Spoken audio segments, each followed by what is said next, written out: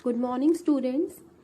This is a video for the students of class 8th subject science, and today we will start a new chapter number 12, that is friction. It's your lecture number 1. In today's lecture we perform some activities based on friction. Okay, we will do some activities to know about the friction. So let's perform our activity number 1 to study about friction. Aim of this activity is to show that the frictional force opposes the motion of an object. This is our aim of this activity. And for doing this activity, take a book which is kept on the table. So, first of all, gently push a book on the table. You will observe that it stops after covering some distance. Right? It stops after covering some distance as shown in this picture. Now push the book from the opposite direction as shown in this picture. It again stops after covering some distance. Right? We will observe that it again stops after covering some distance.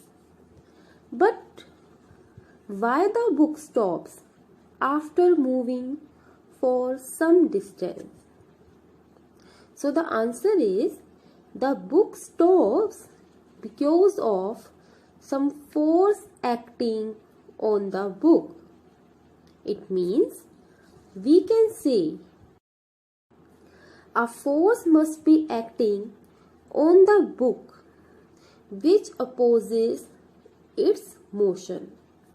A force must be acting on the book opposing its motion, and this force is called frictional force.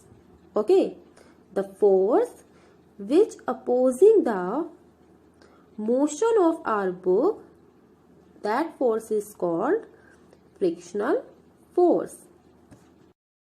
And here frictional force acts between the surface of book and surface of table. Right?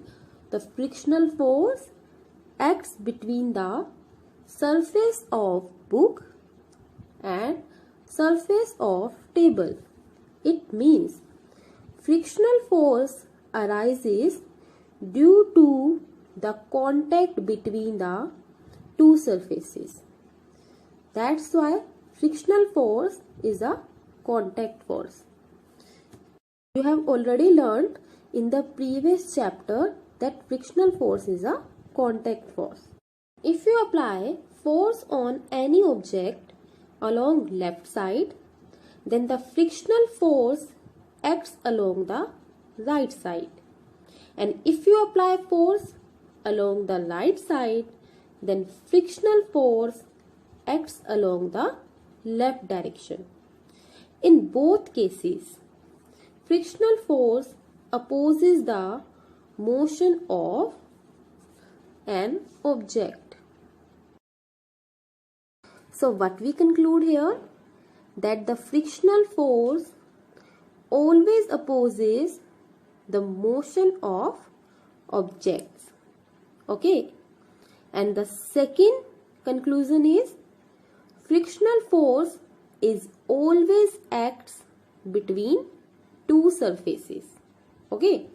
It always acts between two surfaces, and it always arises when the two surfaces are in contact.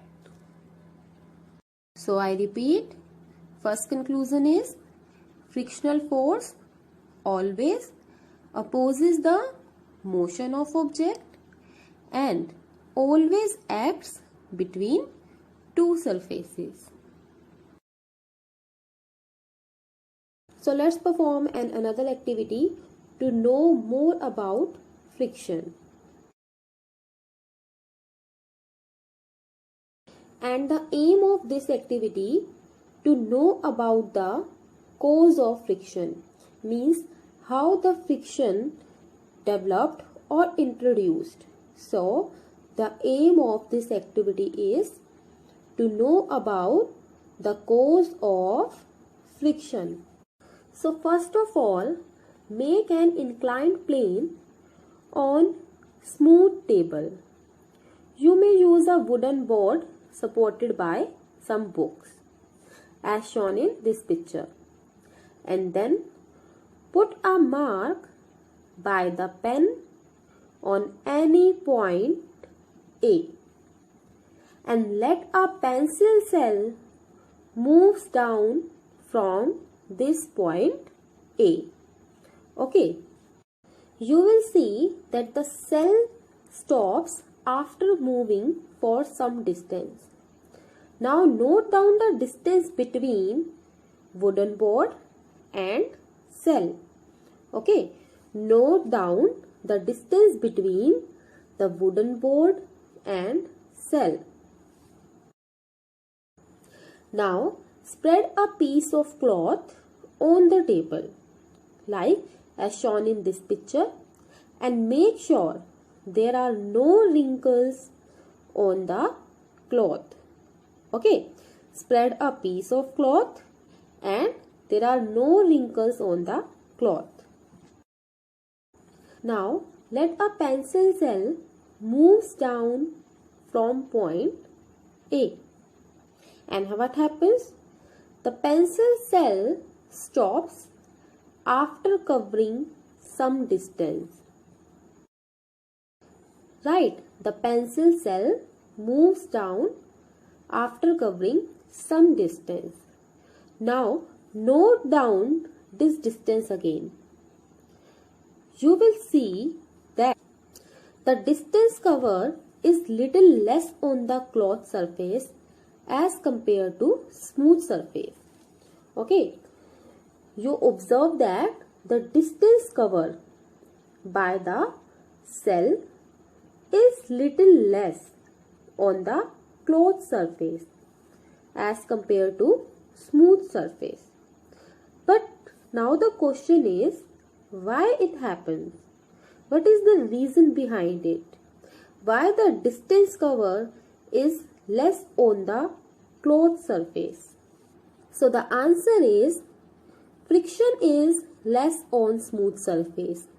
That's why it covers more distance, because if friction is less, then the cell will cover more distance, and friction is large on rough surface. Okay, friction is large on rough surface.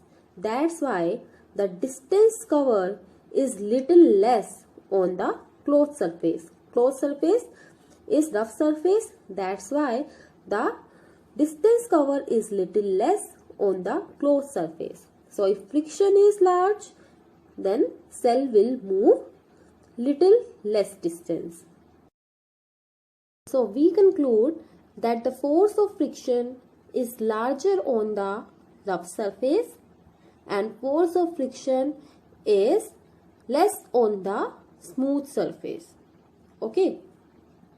Now the question is, what is the cause of friction? Friction is caused by the irregularities on the two surfaces in contact. Okay, friction is caused by the irregularities which is present on the two surfaces in contact. These regularities are shown in this picture. You can see even those surfaces which appear very smooth have a large number of minute irregularities on them. We see that the friction is caused by the interlocking of irregularities in two surfaces. Okay, friction is caused by the interlocking of irregularities in two surfaces. From this activity, we have learned the friction is caused by the irregularities and the friction is larger on the rough surface. One more important thing about friction is that if an object starts moving, then it will never stop if there is no friction. It means any moving object can't be stopped if there is no friction. A moving object stops only because of friction. For example, suppose a car is moving on the road. Then this moving car stops because of friction. Okay, this moving car stops because of friction. There is a friction between the tire of the car and the road. So, any moving object stops because of friction. Now, let's take an example of a ball. When you apply force on the ball, or we can say when you kick the ball, it starts moving. But you will see that after covering some distance, it stops. Okay, it stops after covering some distance.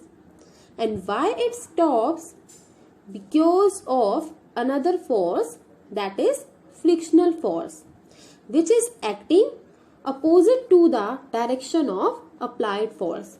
Like if you applied the force in right direction, then the frictional force acting on the ball in left direction. A moving ball stops after covering some distance because of friction. In this, there is a friction between the ball and the surface of ground on which it moves. So students, this is your today's homework. Do an activity. Take two identical balls and roll them down, one on a sandy surface. Means roll one ball on a sandy surface and another on a glass surface, and observe whether they both slow down at same or different rate. Okay, you have to observe whether they both slow down at same or different rate and give reason of your answer. Okay, so this ends for today's lecture. Perform this activity. Thank you.